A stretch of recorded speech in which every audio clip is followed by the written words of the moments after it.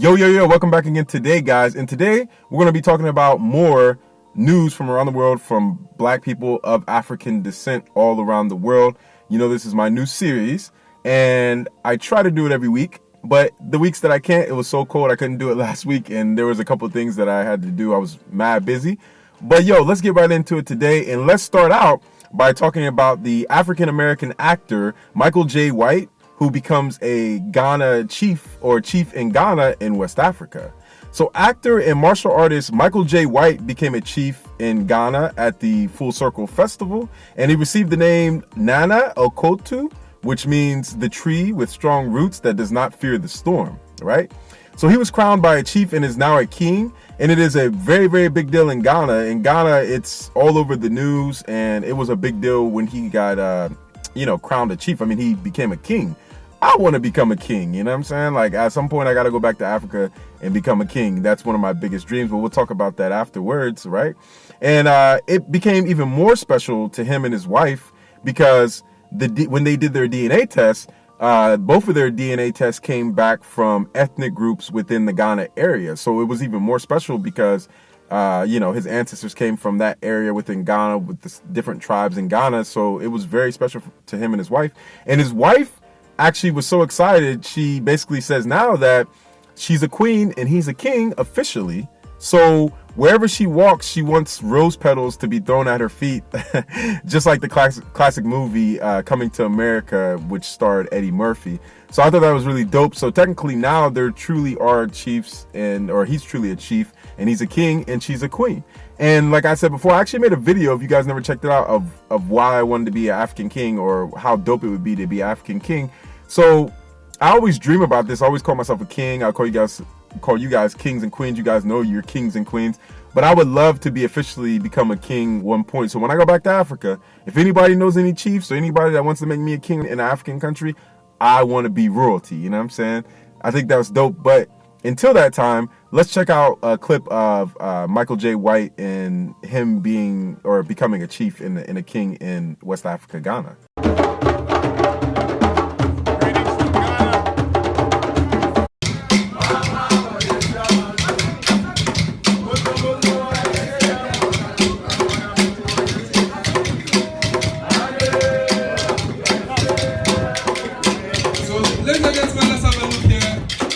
And that is Michael J. White.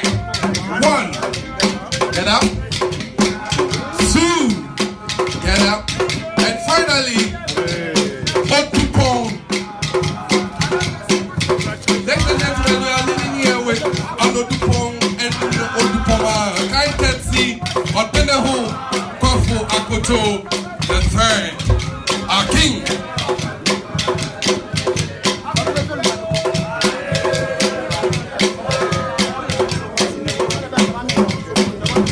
You are now traditionally clothed, and now you are home.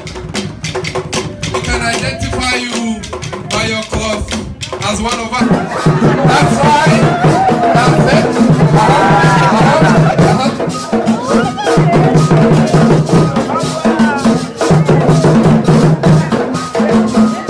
Boris, you can do it better.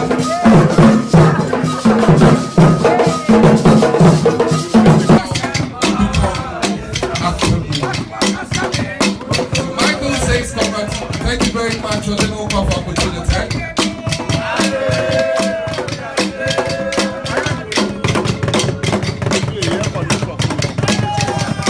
That was a really dope clip, and guys, I want you to understand that Michael J. White is so dope. If you have not checked him out, please check him out. He makes a lot of martial art movies. He really, in real life, is a martial artist, a very, very high martial artist, and he's been doing it for many years.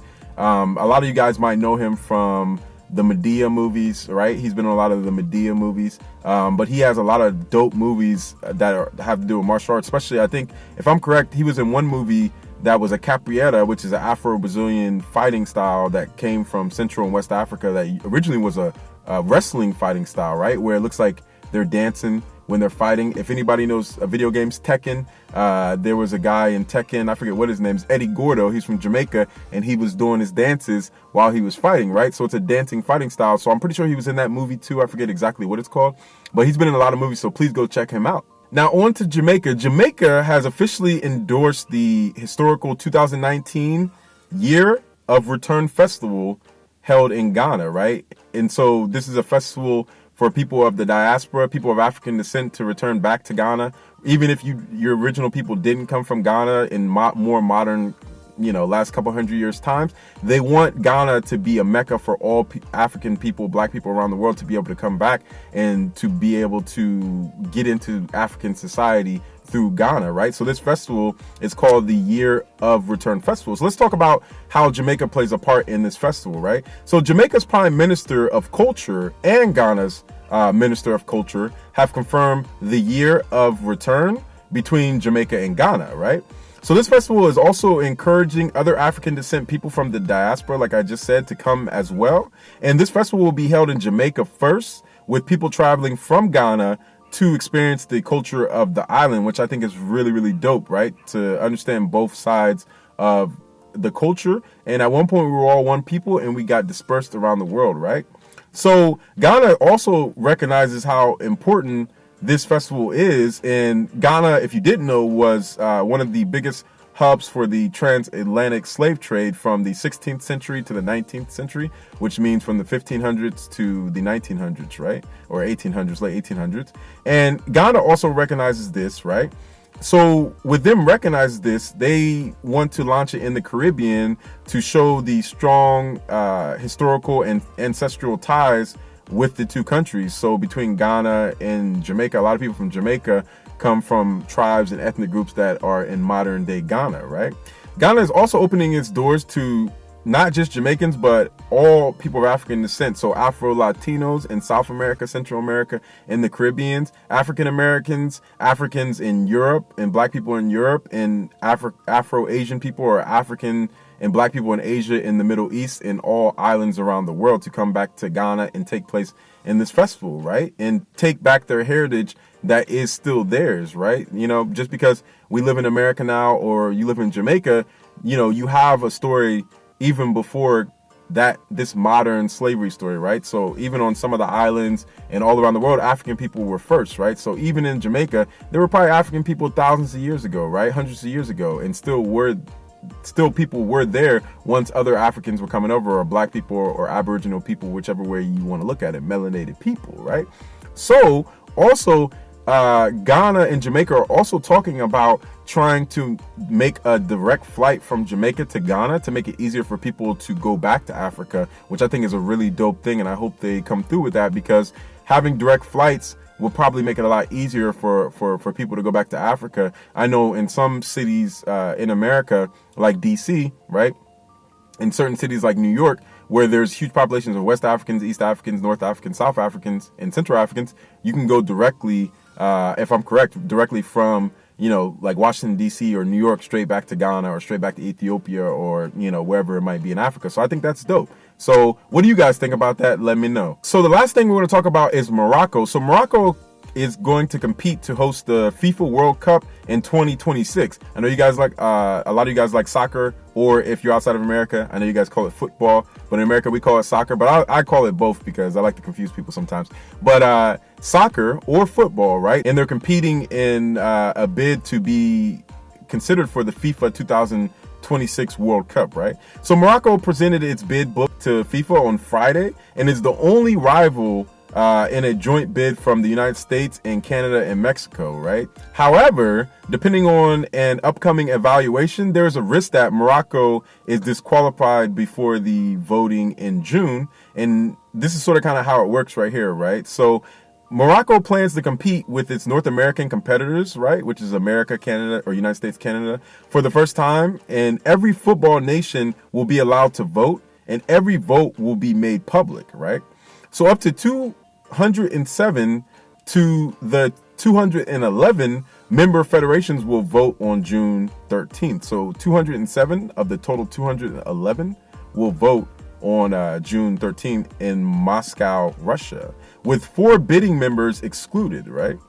In aiming for transparency, the FIFA organization pledges to publish the choice of each member. So this is a big deal because previously FIFA's ruling executive had chosen the World Cup sites from 1986 to 2022. So originally just basically the executive chose where it was going to be at, right? The 2026 World Cup will also be the first time in the World Cup in which the 48 countries will play. So that's also a big deal as well. Africa has only hosted the World Cup once in 2010 when South Africa had the event, which has been almost 9 years ago. And the president of the Confederation of African Football, Ahmed, has given Morocco his full backing. Africa has only been allowed to organize the World Cup, which is crazy to me, in a century one time. So one time in a century has the World Cup ever actually been held in Africa, which is crazy, right? Because Africa is a huge soccer continent and football continent. So that just lets you know sort of kind of how people felt about Africa, the unstableness of it at some points, and how they viewed Africa, right? Which is a travesty in some aspects, but it's a money thing too as well. We have to realize this. While the U.S. hosted the World Cup in 1994, Morocco has failed to secure a bid 4 times throughout its history.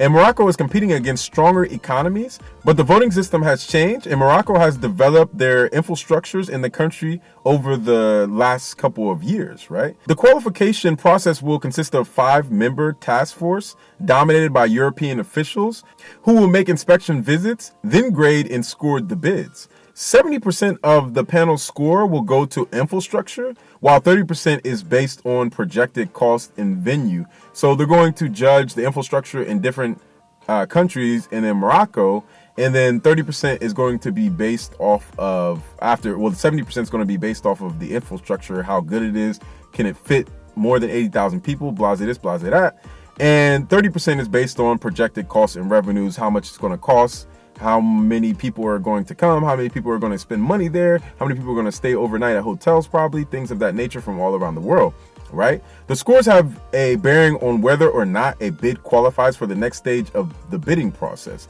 The largest venue in Casablanca, Morocco, has a capacity of 67,000, though FIFA will want a venue for at least 80,000 seats for the opening game and the finals, right? So the chief commercial officer at FIFA did highlight how Morocco is in the perfect time zone for Europe and Asia television audiences. So, you know, back to money, how many people are going to view? And you have to be in a good time zone as well for the huge markets that are Europe and Asia, right? Especially for soccer and football. And also, Morocco is building a good track record by hosting the continent's second largest tournament, the African Nations Championship, and they hosted that in 2018. So what do you guys think about Morocco, the World Cup coming to Morocco? Do you think that Morocco can stand up to what the world wants if they do get picked, right? I live in America and United States, and obviously when it comes to American football, right, for the people that are not watching, or for the people that are watching outside of America, American football, you know, even Ohio State has, you know, I think a stadium capacity of like 125,000, 130,000. So it's interesting to see how this is going to play out, because when you think about being in America, we have so many stadiums that, you know, are probably 60,000 plus. And, you know, being from Columbus, Ohio, we have Ohio State, which is 120,000 plus, which could obviously hold soccer in what they want for the World Cup. So it's going to be very interesting to see what happens in Morocco. What do you guys think about that? And also, I want you guys to check out some of the people at the end that I'm going to put. I'm going to start this new thing where I'm going to put other Black creators at the end of my YouTube channel from time to time. So I want you to check out Wise Nice. He's my brother. He does local hip hop, and he's a dope lyricist from Columbus, Ohio. Please go subscribe to his YouTube channel. It's going to be at the end of the video. And also go subscribe to Yolandi, my homegirl Yolandi. She's from Namibia, which is a country in South Africa. She does hair tutorials, workout tutorials. She's really dope. Please go help her channel grow. Please go subscribe to her. And also go check out my boy Code Black. He's really dope. I'm going to put his video at the end and his YouTube channel at the end. Please go subscribe. These are some of the people that I know. I love them. They're really good people. They're trying to do good things. And with my platform, I would love to help other Black people grow, so we can all be in this kingdom and empire together. So please go check them out, guys, at the end of the video. If you have not, please like, subscribe, turn on the bell notification so you'll always get my newest videos. And also like all my social medias, which is YouTube, Instagram, Snapchat, right? The chat, the snap, right? Twitter and Facebook, all Afric Network. Yo, each one teach one, always stick together, always love each other, always learn about each other, and always explore the world. And until next time, guys, I'm out of here. Peace. One love. What's up? What's up? Hey. Shalom. What up? Hi. Africa.